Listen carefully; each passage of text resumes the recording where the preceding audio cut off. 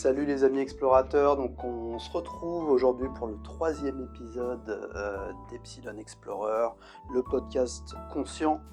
Donc aujourd'hui je vais vous parler alors d'un sujet qui est difficile, qui est chaud, qui est touchy comme on dit, qui est controversé bien évidemment, peut-être plus d'ailleurs que les EMI et que les sorties de corps en elles-mêmes, c'est le sujet des abductions extraterrestres. Alors pourquoi j'ai décidé de traiter de ce sujet dans ce podcast ?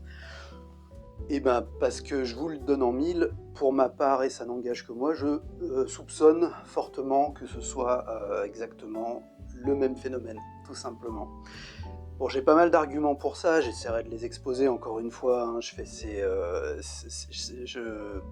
je m'adresse à vous de manière improvisée, je prépare pas vraiment, mis à part le texte que je vais lire après, et donc, de fait, il manquera des choses, ça sera un petit peu éclaté, c'est normal. Si ça vous dérange pas, vous êtes les bienvenus. Alors, les abductions extraterrestres, c'est pas nouveau. Ça fait quand même pas mal de décennies qu'on s'y intéresse, dans certains milieux évidemment. Alors ça va être des milieux ésotériques la plupart du temps, ça va être des milieux New Age, et puis depuis un peu moins longtemps, ce sont les milieux scientifiques qui ont osé s'intéresser à ce sujet. Alors, les milieux scientifiques, j'y vais un peu fort. En réalité, il y a quelques scientifiques qui ont eu l'abnégation, peut-être, ou le courage, ou la folie, sans doute, de s'intéresser à ce sujet-là, de manière formelle, de manière officielle. Hein. Et évidemment, le premier nom qui vient quand on pense à ça, c'est John Mack, puisque John Mack a été le premier vraiment psychiatre, professeur à Harvard, etc. Quelqu'un qui est extrêmement installé dans une position très très très académique, et qui nous sort des bouquins de 1000 pages qui s'appellent Abduction, hein, donc enlevé par les extraterrestres en français, et qui sont des compilations. C'est un bouquin, alors je me base vraiment sur ce bouquin-là, je crois qu'il y en a un autre que je connais pas, mais ce bouquin-là, c'est vraiment une compilation de témoignages. Alors, ce sont des témoignages qu'il est allé recueillir lui-même en personne. Il s'est déplacé, il a fait le boulot. Il est formé, comme tout médecin psychiatre, à la psychopathologie. Donc, évidemment, on peut se faire avoir, hein, toujours, mais c'est quelqu'un qui sait reconnaître quand même, normalement en tout cas, un mythomane, un psychotique encore plus, ou même un schizophrène paranoïaque, ce qui est évident. Si vous donnez crédit à un schizophrène paranoïaque, c'est que vous n'avez pas non plus la lumière dans toutes les pièces. Bref, c'est quelqu'un qui sait vraiment détecter sans doute le mensonge, mais en tout cas la mythomanie, etc. Donc, on peut quand même avoir confiance, je pense, dans une certaine mesure, dans les interviews qu'il a fait, dans les rapports qu'il a fait de tous ces gens qui lui ont rapporté des expériences, puisque je vous rappelle que ici, moi je vous parle toujours d'expériences personnelles, d'expériences subjectives. C'est très important à comprendre. Les expériences subjectives, on ne peut pas les mettre en labo pour les reproduire. Donc elles ne sont pas éligibles normalement à la science dure. On peut faire des stats, mais elles seront toujours un peu bidons. On peut... c'est d'ailleurs ce qu'on reproche souvent à ce sujet-là, hein, c'est en gros de ne pas avoir de preuves concrètes. Bon, dans le cas du sujet OVNI en général, effectivement, il n'y a pas de soucoupe qui s'est posée pour l'instant devant la Maison Blanche. Bon, c'est peut-être pas ce qu'on attend non plus, c'est peut-être pas ce qui est le plus souhaitable. Puis surtout, c'est pas comme ça que c'est censé se passer. Et puis après tout, vous savez, même si on s'intéresse beaucoup à ce phénomène-là, des abductions, on n'est pas obligé de croire aveuglément au théâtre de la manifestation de ces événements-là. Je m'explique. Les gens vont rapporter être sortis de leur corps, avoir été encerclés par des petits êtres, alors un peu toujours les mêmes, vous savez, ceux qu'on appelle les petits gris, avec des grosses têtes, un peu grisâtres, tout maigres, 1m20, etc. ça revient beaucoup, hein, c'est très... Alors comme ça a été repris par les mythologies modernes, et notamment par X-Files, qui a eu une grosse influence, pas forcément extrêmement positive non plus, parce que ça a créé, vous savez, un effet qui a peut-être un nom d'ailleurs en sociologie, mais je le connais pas, qui est de... comment dire, le fait que je l'ai vu à la télé peut pas être la réalité, vous voyez. Donc c'est pour ça que souvent beaucoup de gens, si vous abordez ce sujet, mais je vous le déconseille ouvertement, parce que faut pas trop prendre de risques non plus, mais je veux dire par là, si vous exprimez l'idée qu'il puisse y avoir des extraterrestres, des vaisseaux spatiaux, des ovnis, des choses comme ça, la plupart du temps, qu'est-ce qu'on va vous répondre? Mais ça, c'est du cinéma. Voilà. Bon, encore comme je disais dans le dernier épisode, vous lancez pas, vous convaincrez personne qui n'a pas envie d'être convaincu à ce niveau-là. Et peut-être ont-ils raison, parce qu'après tout, est-ce qu'il y a vraiment des vaisseaux, est-ce qu'il y a vraiment des choses qui nous ressemblent tant que ça, etc. Est-ce que tout ça n'est pas une grande expérience conscientielle? C'est un peu mon point de vue personnel, et d'ailleurs c'est un point de vue qui n'exclut pas les autres. Il peut tout à fait y avoir des expériences conscientielles et des êtres exogènes intelligents qui sont plus avancés que nous technologiquement, et donc dont la science nous apparaît comme de la magie, tout simplement. Bon, ça a été pensé depuis très très très longtemps en science-fiction, et c'est toujours pareil, c'est ce qu'on vous dira, c'est de la science-fiction. Bah oui, évidemment. Et n'empêche qu'il y a 300 ans, faire voler un avion, c'était de la science-fiction, et ça ne l'est plus aujourd'hui. Et 300 ans, c'est pas énorme, c'est toute petite partie de l'histoire de l'humanité, connue en tout cas.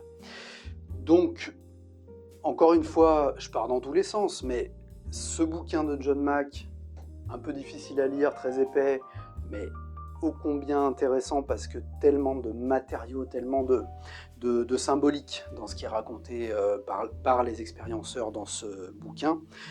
Formidable. On peut tout faire avec ça. On peut spéculer effectivement sur des points de vue purement matériels, c'est-à-dire voilà, effectivement des êtres hautement technologiques se présentent à nous pour des raisons qui nous sont pas exposées, ou parfois, mais c'est un peu flou, et ils agissent avec nous comme on pourrait agir nous avec une bête dans un champ qu'on va prendre, sur laquelle on va faire quelques prélèvements. On n'est pas méchant avec eux, on veut pas leur mal. Eux, ils sont terrifiés, ils pensent sans doute qu'on leur veut du mal, et puis on les remet dans leur environnement, et ils en gardent sans doute un souvenir un peu curieux, en se disant « mais qu'est-ce qui a bien pu m'arriver ?» Voilà, ça peut être une analogie pour ces expériences-là. Pour ma part, je suis plutôt sur une explication de type clairement sortie de corps, liée à des paralysies du sommeil, mais qui n'exclut pas que les événements qui se passent et qui sont rapportés prennent en fait la valeur d'un rêve, dans le sens où c'est reconstitué avec la conscience de la personne abductée. Et donc, comme le rêve en fait, ça recolle des éléments entre eux, souvent liés aussi à la culture, bien sûr, quoique on pourrait en discuter, puisque des expériences très similaires sont rapportées dans des coins très éloignés du globe, avec justement des cultures relativement différentes. Bon, on n'a pas fini de faire le tour de la question, évidemment. Alors moi, j'aimerais bien vous lire un passage du bouquin de John Mack. C'est un tout petit passage, vu que le bouquin, encore une fois, fait 1000 pages. Mais il est assez parlant. Il y a quelques éléments, et j'essaierai d'y revenir un petit peu juste après, et puis peut-être vous faire réagir sur certaines théories qui n'engagent que moi, évidemment. Mais en tout cas, c'est un bouquin passionnant et je vous le conseille. Donc le chapitre s'appelle « Comment débute un enlèvement extraterrestre ?» Les rencontres ayant pour objectif un enlèvement se déroulent la plupart du temps au foyer même de la personne visée, ou bien lorsque celle-ci conduit son automobile. Dans certains cas, la victime se promène à pied dans la nature. Une femme fut ainsi kidnappée en plein hiver sur son motoneige, des enfants depuis la cour de leur école. Le premier indice laissant à penser qu'un enlèvement se prépare pourrait être cette lumière intense et inexplicable, blanche ou bleutée, qui pénètre alors dans la pièce où se trouve la personne, ainsi qu'un vrombissement ou un bourdonnement sourd, une étrange appréhension de la part de la future victime, le sentiment d'une présence inhabituelle, ou même la vision en direct d'un ou de plusieurs petits êtres d'aspect humanoïde dans la chambre, la découverte soudaine d'un étrange engin à proximité du lieu de la dite rencontre. Lorsqu'un enlèvement doit avoir lieu durant les heures nocturnes ou bien, comme cela se produit très fréquemment, durant les premières heures du jour, la victime a d'abord le sentiment de vivre un rêve. Quand on le questionne ensuite soigneusement, il apparaît que le kidnappé ne s'était même pas endormi, ou qu'il venait de se réveiller et qu'il avait bel et bien réintégré sa conscience éveillée. Au début du processus d'enlèvement, le sujet éprouve une espèce de trouble, de chavirement de la conscience. Mais cet état est si proche de la réalité normale qu'il n'y prête pas attention.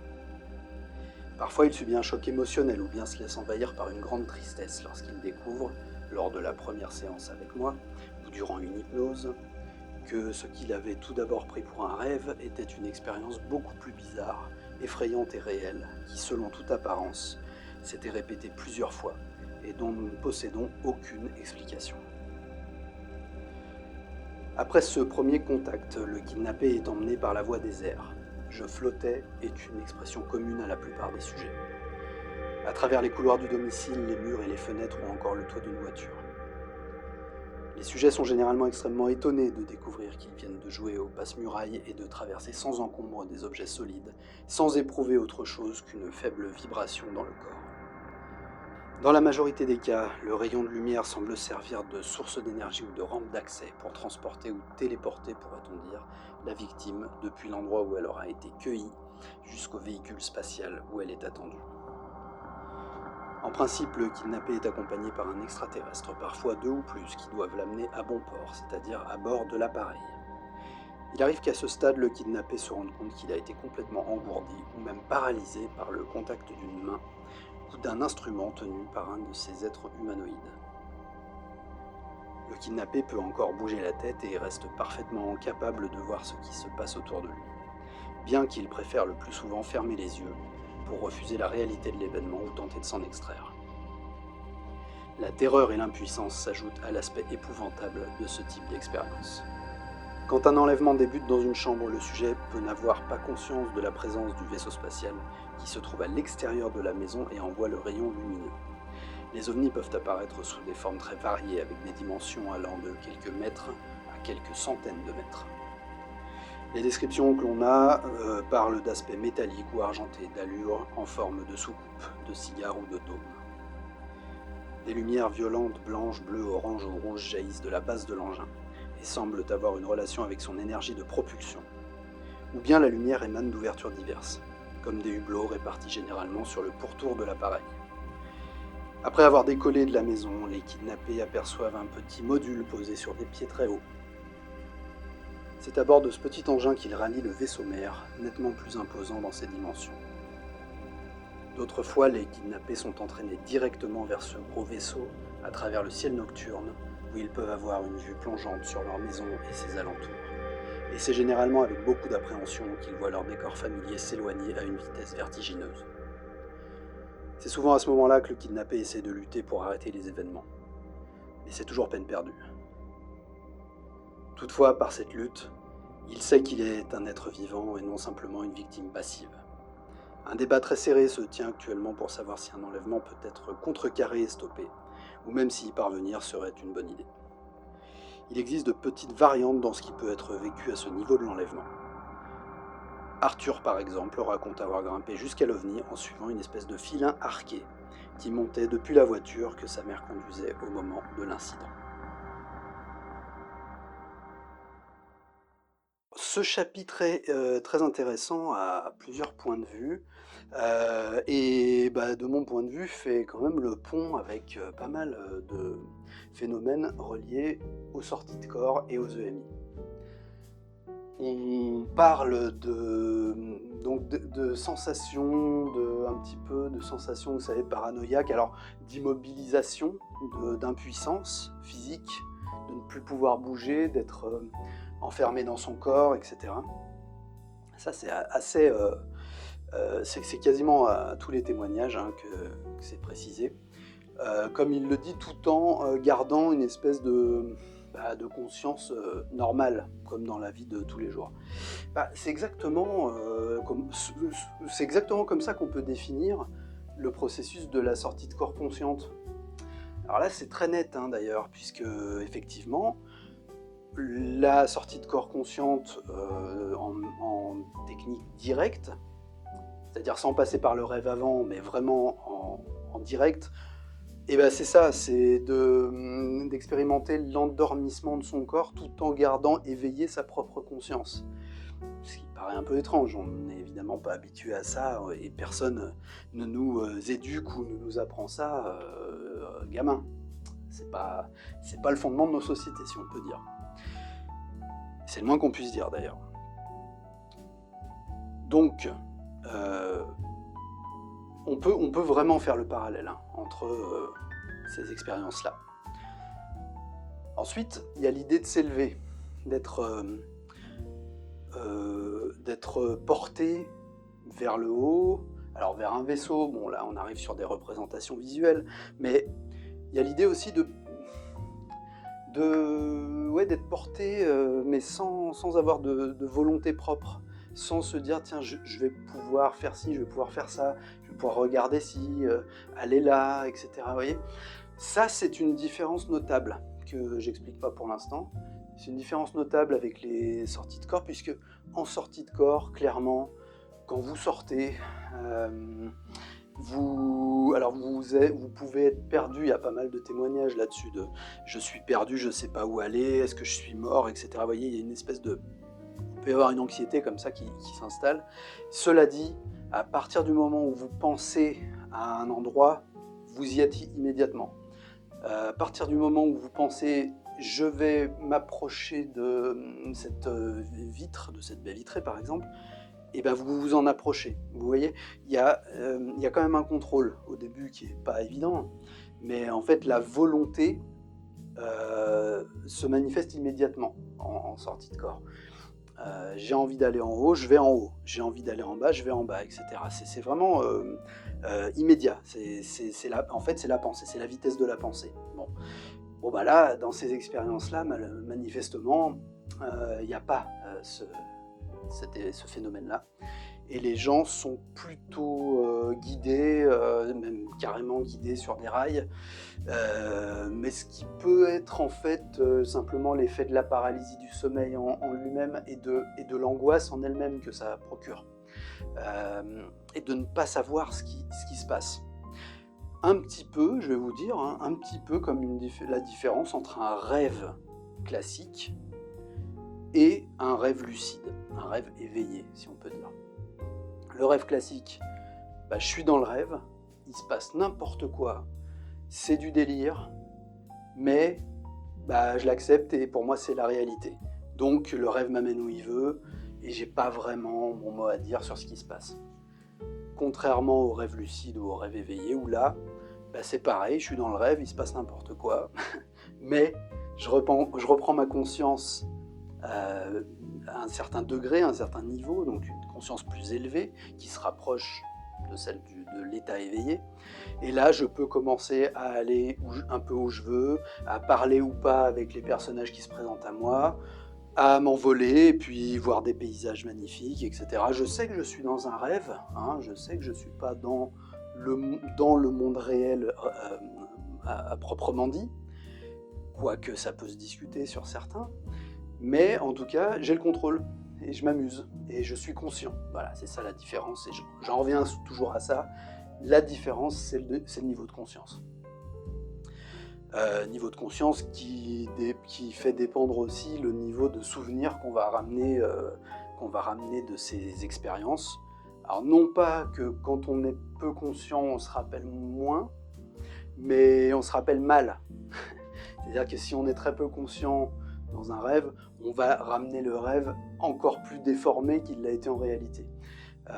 Et sans doute que des rêves lucides, on ramène une mémoire qui est beaucoup plus fiable et beaucoup plus précise, et on a en fait un sentiment d'avoir non pas rêvé quelque chose, mais d'avoir vécu quelque chose, parce qu'on l'a vécu dans ses émotions, presque dans son corps, puisque dans ces rêves-là, on a un corps, on peut constater qu'on a un corps qu'il est d'ailleurs assez similaire à notre corps d'habitude, avec quelques différences, mais il y a pas la douleur, il n'y a pas la barrière de la gravité par exemple, en tout cas si on le décide, et finalement le corps n'est pas très important dans ces états-là, puisque c'est la volonté qui agit, donc le corps est très secondaire. Dans les expériences d'enlèvement, le corps est soumis réellement à une immobilisation quasi totale. D'où l'angoisse, puisque en fait, il est probable qu'on reste dans cet état-là, dans une stase de paralysie du sommeil, ou en tout cas similaire à une paralysie du sommeil. Corps endormi, corps en stase, conscience éveillée. Bon. C'est comme ça, et puis après, qu'est-ce qui est intéressant aussi, c'est par quels sont les souvenirs visuels, mémoriels. Et les créatures, toujours pareil. Alors, les créatures, elles reviennent souvent, les fameuses petites créatures à grosse tête grise, avec des grands yeux, et puis on décrit d'ailleurs leur... le fait qu'elles aient un psychisme très fort. Vous voyez, c'est-à-dire que ça revient souvent, alors ce n'était pas dans le texte là, mais ça vient plus tard dans le bouquin. Ce qu'on décrit, c'est que leur psychisme est très fort. Comment on peut dire ça ? Il se trouverait que nous, on aurait un psychisme qui serait à 1, et eux, un psychisme qui serait à 10. Donc le fait de les regarder dans les yeux est extrêmement déstabilisant, apparemment, a priori c'est ce qui est rapporté, et c'est le moins qu'on puisse dire déstabilisant, puisqu'en réalité c'est très effrayant, parce que il y a une espèce d'échange de pensées, mais finalement moyennement compatibles, puisque deux psychismes très très très différents. L'idée de vaisseau, l'idée de vaisseau mère, etc. Là, on est vraiment dans des représentations extrêmement modernes, qui relèvent effectivement de la science-fiction, à ceci près que on avait déjà beaucoup de témoignages qui étaient les mêmes, en fait, avec peut-être parfois d'autres mots, parce que les gens s'expriment toujours avec leurs références directes, personnelles. Mais des expériences d'abduction, il y avait déjà des témoignages avant, et effectivement sur des gens qui n'étaient pas des férus de science-fiction, loin de là, qui savaient même peut-être d'ailleurs même pas ce que c'était. Puis même on a même des vieux dossiers de l'Antiquité, du Moyen-Âge. Bon, là c'est un peu plus folklorique, parce qu'évidemment c'est difficile à vérifier concrètement, mais en tout cas c'est amusant de se dire que effectivement ces expériences ont peut-être pu être vécues longtemps dans l'humanité, et qu'on ait rapporté ça par le biais de lutins, vous voyez, le lutin finalement c'est pas mal, c'est un petit être de 1 mètre, 1 mètre 20, voilà, dont on connaît pas très bien les motivations, et qui se joue un petit peu de nous avant de repartir. Bon, ça colle à peu près avec le petit gris, Bon, sans le côté on va vous faire des expériences médicales, des prélèvements, etc. Souvent assez peu sympa, assez mal vécu. D'ailleurs, vous avez remarqué dans le chapitre de John Mack il qualifie ces expériences d'épouvantables. Donc là, on n'est pas sur quelque chose qui relève de l'expérience joyeuse, New Age, vous voyez, oulala, j'ai rencontré mes guides, c'est merveilleux, maintenant je suis un... Non, pas du tout. Alors là, je vous dis, c'est la sensation que rapportent les gens de manière générale, elle est simple, c'est d'avoir été une pièce de bétail pendant un petit moment. On a fait des choses sur eux, ils ne savent pas pourquoi, et ils ne le sauront sans doute jamais, et on les a ramenés, donc ce qui veut quand même signifier que ces êtres, si toutefois, on est prudent évidemment, si toutefois ils existent en tant qu'êtres purs, distincts de nous mais sur le même plan, réels, je veux dire touchables, rencontrables, etc. C'est qu'ils ne nous veulent pas tant de mal que ça. Parce que s'ils étaient à ce point-là déconnectés d'une certaine forme d'humanité mais ils jetteraient l'humain, ils se prendraient l'humain, ils en feraient ce qu'ils voudraient, et ils le jetteraient quelque part, et on n'entendrait jamais plus parler, et ça leur ferait pas, ça les empêcherait pas de dormir, si toutefois ils dorment. Bon, en l'occurrence, les gens sont ramenés. Donc, on peut imaginer que l'intention n'est pas totalement mauvaise. Mais on peut aussi imaginer, et là-dessus, ça se discutera, hein, évidemment, je ne sais pas si on aura un jour une réponse, mais on peut imaginer que la personne n'est jamais allée nulle part, hein, tout simplement, ou en tout cas, pour rejoindre un petit peu la théorie des sorties de corps concrètes, que la personne n'est jamais allée physiquement, alors je vais être précis, avec son corps physique autre part que là où elle est quand elle dort. En revanche, qu'en est-il de son corps astral, de son corps magnétique, de ce corps qu'on utilise dans les sorties de corps pour se balader un peu partout? Ça c'est autre chose. Et il est possible, je suis assez séduit par l'idée que tout puisse se passer par l'entremise en fait de ce deuxième corps, le fameux qui sort soit quand on lui demande, soit un peu par lui-même, la nuit, etc. Pour le peu qu'on se souvienne de ces expériences. Voilà, donc plein de questions, hein, toujours. On a beau faire le tour, on a beau lire des bouquins, on a beau se renseigner sur plein de choses. Toujours plein de questions sur ce domaine-là. Je sais qu'en France, il y a un organisme qui s'appelle le CERO, qui s'occupe justement de ça. C'est une association, hein, je crois. Et ça réunit des gens qui ont vécu cette expérience spécifiquement d'abduction. Souvent à plein de reprises, souvent d'ailleurs de manière générationnelle, ce qui est assez drôle, ce qui peut être lié d'ailleurs à une capacité un petit peu générationnelle de sortir de son corps, c'est possible, hein, qu'il y ait une transmission de cette compétence, de cette capacité-là, parce qu'on sait que c'est plus facile pour certains que pour d'autres, ça c'est un fait, voire pour certains c'est spontané.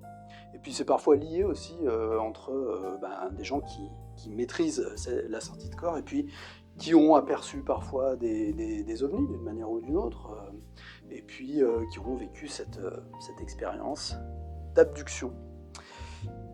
Voilà, vaste sujet. En tout cas, j'espère, je ne vais pas très loin dans cet épisode-là, mais on aura l'occasion de revenir là-dessus, bien sûr, sur plein de détails. Je vois que je commence à avoir quelques vues et quelques petits abonnés. Je ne sais pas qui c'est, mais je les remercie du fond du cœur. N'hésitez pas, s'il vous plaît, vraiment à laisser des commentaires, au moins un petit commentaire, alors que ce soit de l'encouragement, que ce soit un petit coucou, ou encore mieux, peut-être des réflexions, des théories, des façons de voir ces événements-là. Dites-moi si vous croyez très nettement que je raconte n'importe quoi, ce qui est tout à fait probable et possible, et c'est pas grave, hein, j'en prendrai pas ombrage, c'est normal, moi je sais me remettre en question aussi. Et puis je vous annonce, pour ceux que ça peut intéresser virtuellement, c'est que bientôt une interview d'une personne qui a fait une EMI il y a quelques années. Bientôt. Normalement la semaine prochaine, je devrais poster cette interview. J'espère que ça vous intéressera aussi.